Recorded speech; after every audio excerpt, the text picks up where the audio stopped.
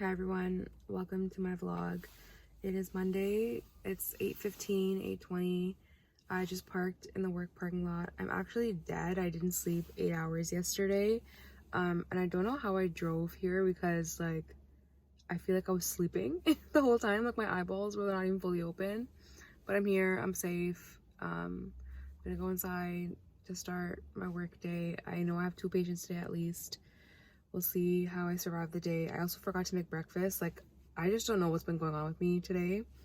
I'm just not having my normal routine. But I'm really tired, and working 5 days a week is exhausting. I love my job, but it's exhausting. It's many hours later. I think it's around 8 p.m. I got home and I took a nap. Clearly you saw how tired I was during the day. And I started therapy recently, like a few weeks ago, and so I met with my therapist. I just realized that I was being a hypocrite. I had a patient ask me if I would recommend therapy for them because they had a family history of mental illness, and I told them that I recommend therapy for everyone regardless of their history because you should be taking care of your mental health like your physical health. And I was just like, I am such a hypocrite for saying that because I've always been on the counseling side, but never the counselee side. And there's just a few things going on in my personal life. And just, I feel like it's good to build good habits in case things get rough and you just don't know how to handle it. And so obviously I want to be very transparent on this page. I don't think there's any shame in starting therapy. I even told my whole family, when I started, as you know, clearly I'm an oversharer. I'm not good at keeping secrets. And so in the beginning I was like, oh, I'm not gonna tell my family, they're gonna get worried, whatever. And then literally the first day, it's virtual, so which, I mean, I don't really enjoy it being virtual. I'd rather have it in person, but it's obviously safer this way and more flexible, more convenient. Anyways, the first day I did it, I went downstairs and I was like, oh mom, I started therapy. And she was like, oh.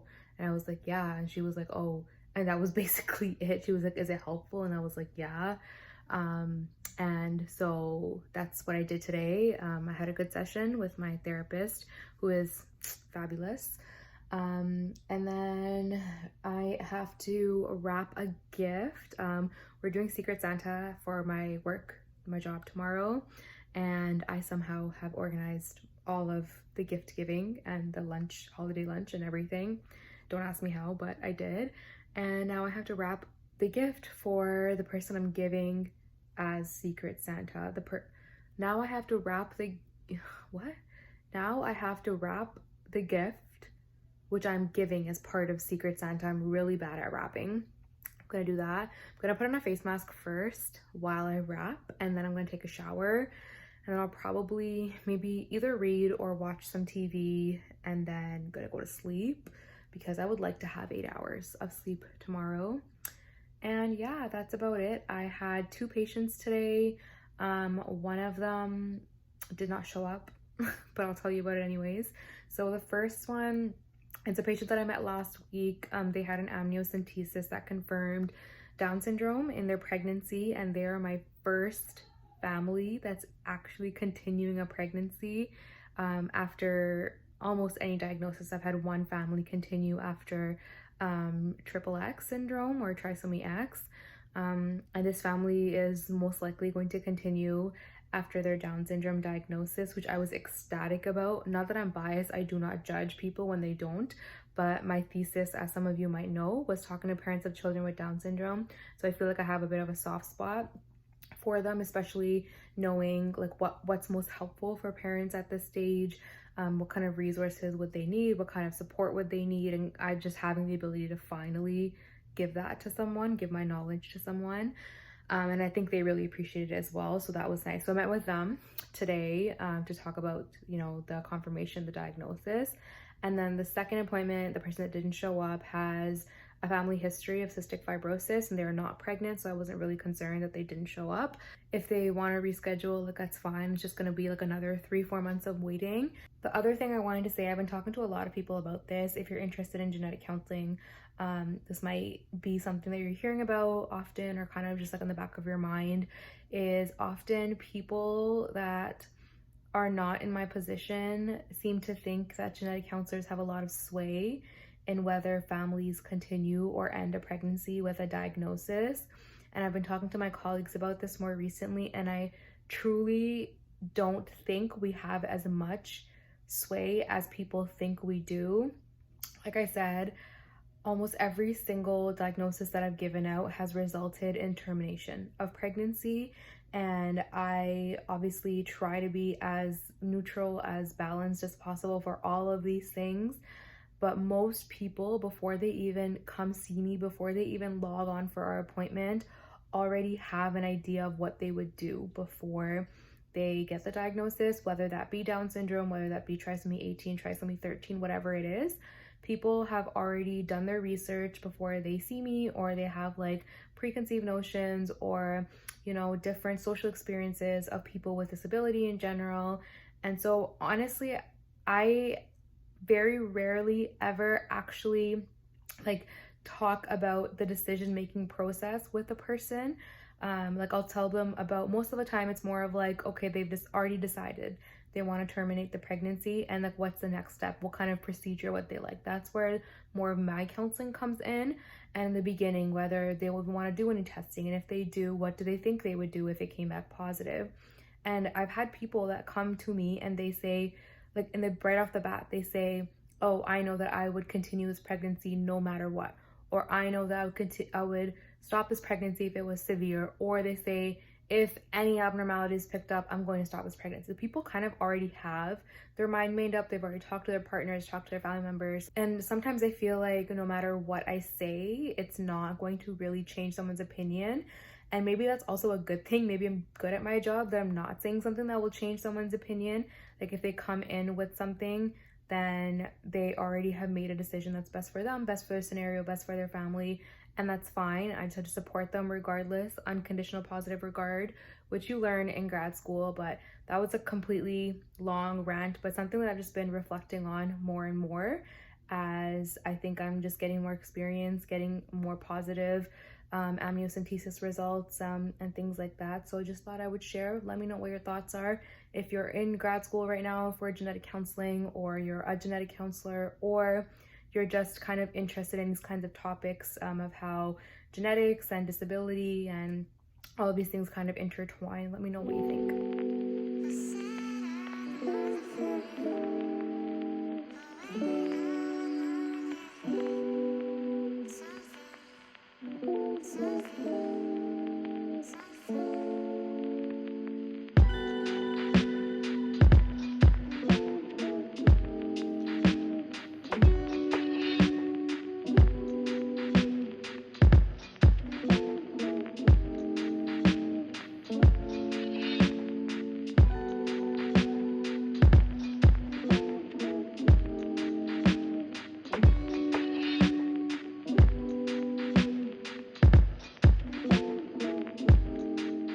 Hi everyone, very flattering angle of me. I just got home from another day. I didn't vlog anything yesterday because I just watched Bachelorette all night, and so it wasn't very entertaining. And today I just got a notification. I'm going to dinner with my boyfriend and his sisters, so I gotta go do that, which means I don't have time to vlog or talk anymore. So I will catch you later on in the evening.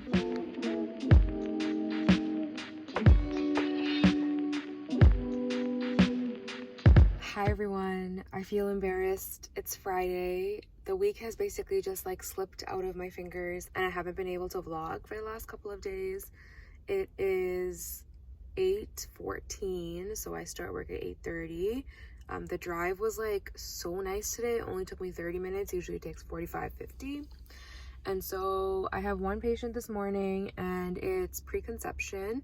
So they're family planning, and the partner has potentially sickle trait and maybe alpha thal trait.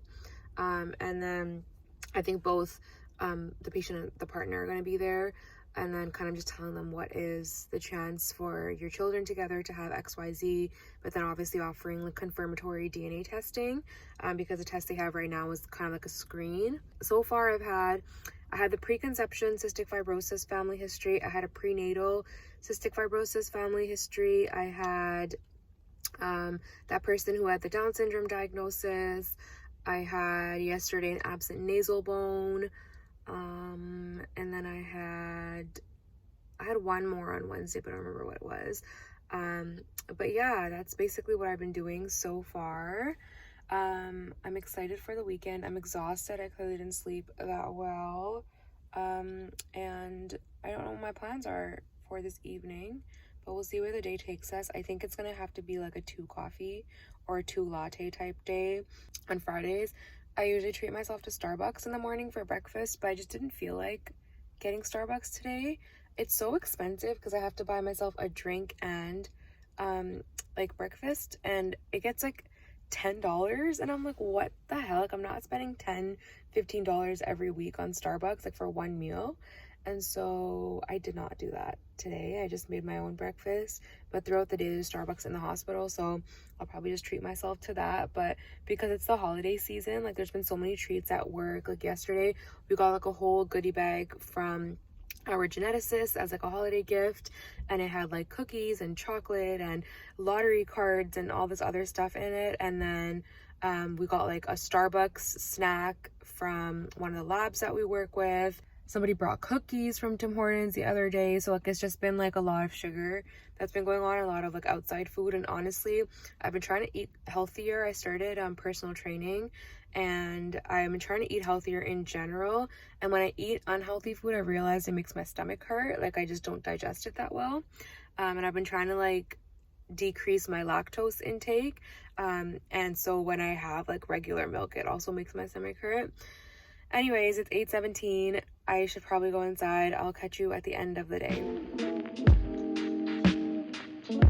So today was supposed to be like a not busy day at work, like I said this morning, but then I had to add on another patient later on in the day because basically the holidays are coming up, and I think all of these doctors are trying to like push out all of these patients before the holiday break, which makes sense because these are all like urgent cases.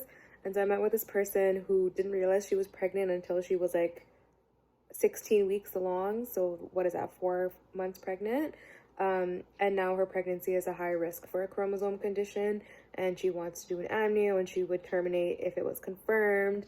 And now she's like almost 22 weeks pregnant, so it's kind of like crunch time for her, for a lot of reasons, like not only like legal reasons, but just like she's very pregnant, and you know, it's hard to be this pregnant and making these decisions and things like that. So I had to add her on last minute so that we can make sure we can get her in for an amnio next week. But yeah, so my day got really busy. I didn't get to do any of the admin work that I needed to do, which is fine because obviously this is more important. I mean, like the admin stuff is important also, but seeing the people to begin with is more important than having to write them a letter after I've already seen them. So I'll just end up doing it next week.